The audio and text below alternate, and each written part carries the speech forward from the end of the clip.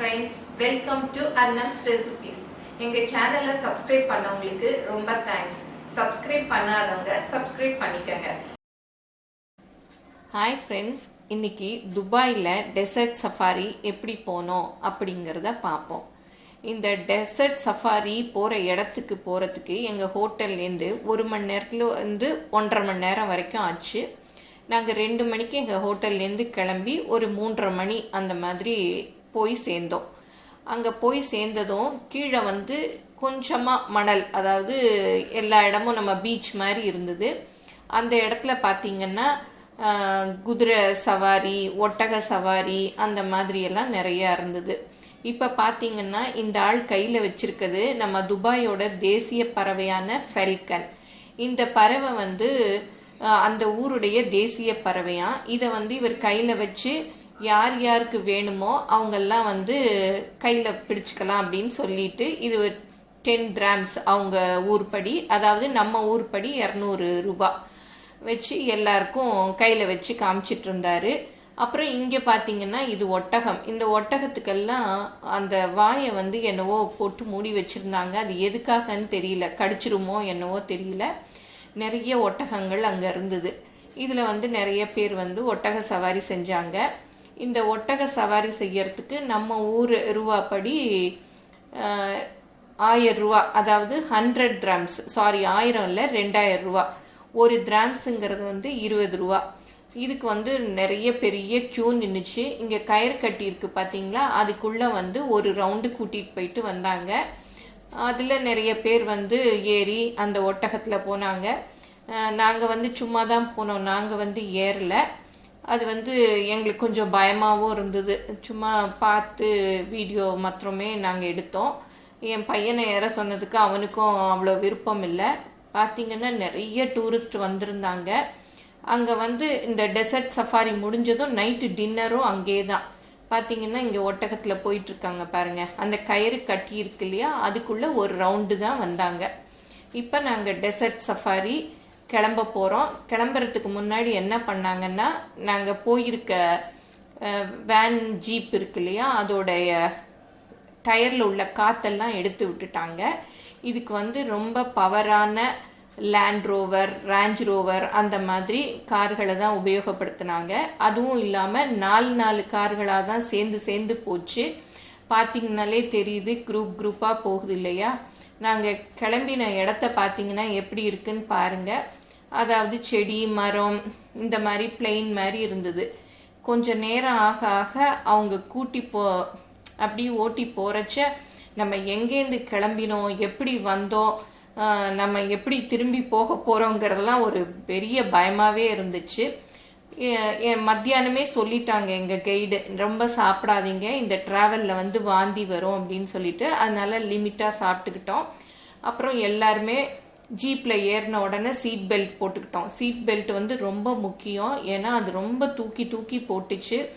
ரொம்ப பயப்படுறவங்கெல்லாம் போனால் ரொம்ப ரிஸ்க்கு தான், ரொம்ப ரிஸ்க்கான ஜேர்னி தான் இது. ஆனால் நிச்சயமாக எல்லாரும் போய் பார்க்கணும் இந்த டெசர்ட் சஃபாரி. அதாவது மணல் குன்றுகளில் அவங்க ஏறி அந்த பள்ளத்தில் ஏறி மேடில் ஓட்டுறதெல்லாம் அவ்வளோ ரிஸ்க்கான இதுவாக இருந்தது. பட் வந்து இதெல்லாம் ரொம்ப டேலண்டான டிரைவர்களால் மட்டுமே இதெல்லாம் ஓட்ட முடியும். இதை ஓட்டினவங்க ஃபுல்லும் அரேபியன்ஸ் தான். ரொம்ப நல்ல ஓட்டினாங்க. ரொம்ப அதை வந்து நம்ம சொல்லவே முடியாது அவங்க ஓட்டின விதத்தை. இருந்தாலும் இந்த டெசர்ட் சஃபாரி வந்து 2 நேரம் இருக்கான். சாயந்தரம் நாங்கள் போனது வந்து சாயந்தரம், நைட் சஃபாரியும் இருக்கான். எங்களுக்கு ஓட்டின டிரைவர் சொன்னார் நைட்டில் போகிறது ரொம்ப ரிஸ்கானது அப்படின்னு சொல்லிட்டு. இப்போ சாயந்தரம் போகிறதே எங்களுக்கு ரொம்ப பயமாக இருந்தது.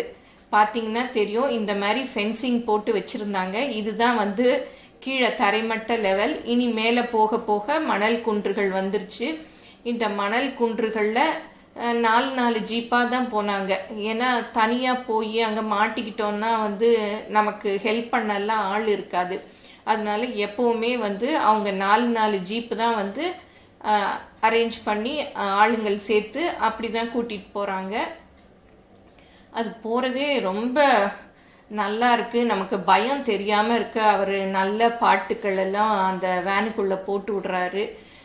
நம்ம வந்து இது எடுக்கிறதும் ரொம்ப ஆடிக்கிட்டே இருக்குது பாருங்கள். ரொம்ப அதாவது ரொம்ப நிதானமாலாம் அங்கே போகலை. ஏன்னா மேடுகள் பள்ளங்கள்லாம் இருந்ததுனால அப்படியே பள்ளத்தில் போய் மேட்டில் போய் இங்கே பார்த்தீங்கன்னா இது தெரியறது ஃபுல்லும் கார் போன வழித்தடங்கள் அப்படி போகுது பாருங்கள். இந்த ஜீப் வந்து எங்களோட வந்த ஜீப்பில் ஃபஸ்ட்டு போகும். இதை ஃபாலோ பண்ணி தான் நாங்கள் எல்லாம் போயிட்டுருந்தோம். அதாவது ரொம்ப நல்லா இருந்தது, பட் பயமாகவும் இருந்தது.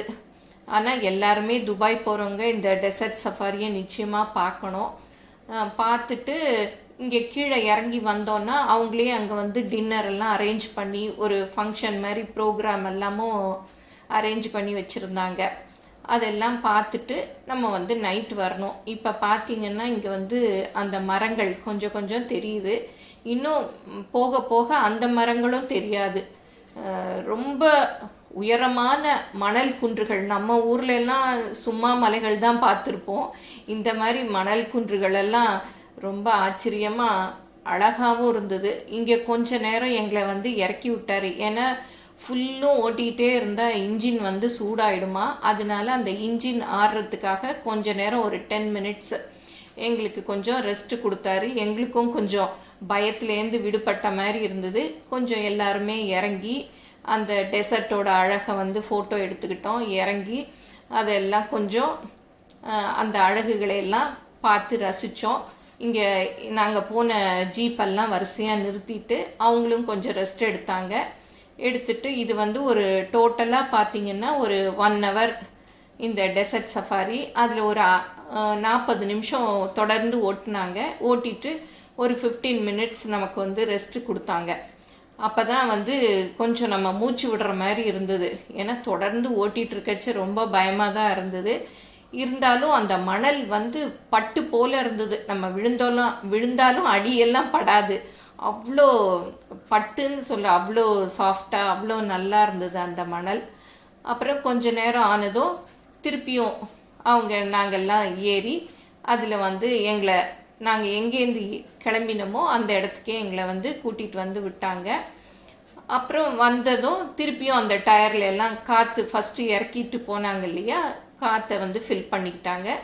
ஃபில் பண்ணிவிட்டு அப்புறம் எங்களுக்கு அந்த ப்ரோக்ராம்ஸ்க்கெல்லாம் அவங்களே இடம்லாம் அரேஞ்ச் பண்ணியிருந்தாங்க. அங்கே பார்த்திங்கன்னா எல்லாமே வந்து கீழே தான் ஓப்பன் ஸ்பேஸில் தான் அந்த ப்ரோக்ராம் எல்லாம் நடந்தது. அங்கே வந்து குஷன்ஸ் மாதிரி போட்டு வச்சுருந்தாங்க. அதில் தான் உட்காந்துட்டு 2 ஆளுக்கு 2 குஷன்ஸ் அதில் தான் நம்ம உட்காரணும். உட்காந்துட்டு நிறைய ப்ரோக்ராம்ஸ் எல்லாம் நடந்தது.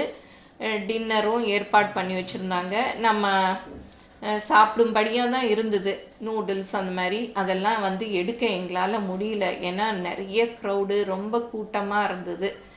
அப்புறம் டான்ஸ் ப்ரோக்ராம் எல்லாமும் நல்லா இருந்தது. அவங்களுடைய ட்ரெடிஷ்னல் டான்ஸ் இருக்கு இல்லையா, அந்த டான்ஸும் வந்து அங்கே போட்டாங்க. இப்போ பார்த்திங்கன்னா இவங்க லைட்டு அந்த ட்ரெஸ்ஸில் ஃபுல்லும் இவர் வந்து லைட் போட்டுட்டு அப்படியே சுற்றி சுற்றி ஆடுறாங்க. நமக்கு ஒரு தடவை சுற்றினாலே வந்து தலை சுற்றும். ஆனால் பார்த்திங்கன்னா இவர் இந்த டான்ஸ் ஃபுல்லுமே இதே மாதிரி தான் சுற்றி சுற்றி ஆடுறாரு. இப்போ வந்து இவர் ட்ரெஸ்ஸில் லைட் இருக்கிறதுனால ஃபுல் லைட்டையும் ஆஃப் பண்ணிட்டாங்க. அந்த லைட்டோட இது நமக்கு தெரியணுங்கிறதுக்காக. அப்புறம் விதவிதமாக ஆடினார். அதெல்லாம் சொல்கிறதுக்கே வார்த்தைகள் இல்லை. இப்போ பாருங்கள், அந்த லைட் போட்ட ட்ரெஸ் எடுத்ததும் சும்மா ஆடினதும் லைட் போட்டாங்க. அப்புறம் இவர் வந்து நெருப்புலேயே வச்சுக்கிட்டு இந்த டான்ஸும் ரொம்ப நல்லா இருந்தது. இதெல்லாம் எல்லாருமே நல்லா ரசித்து பார்த்தாங்க வந்தவங்க எல்லாருமே.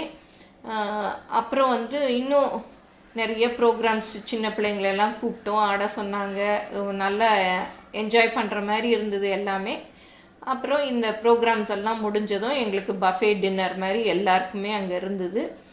எல்லாருமே சாப்பிட்டுட்டு நல்லா சந்தோஷமாக 8 மணிக்கு கிளம்பினோம். நைட் 8 ஆயிடுச்சு இது எல்லாமே முடிய. அப்புறம் வந்து நாங்கள் எங்கள் ஹோட்டலில் சேர்றதுக்கு ஒரு 9 o'clock ஆயிடுச்சு. 2 மணிக்கு கிளம்பினோம். எங்கள் ஹோட்டல் வந்து சேர 9 மணி ஆச்சு. இந்த டெசர்ட் சஃபாரி ரொம்ப நல்லா இருந்துச்சு. துபாய் போகிற எல்லாரும் இதை போய் பாருங்கள். தேங்க்யூ.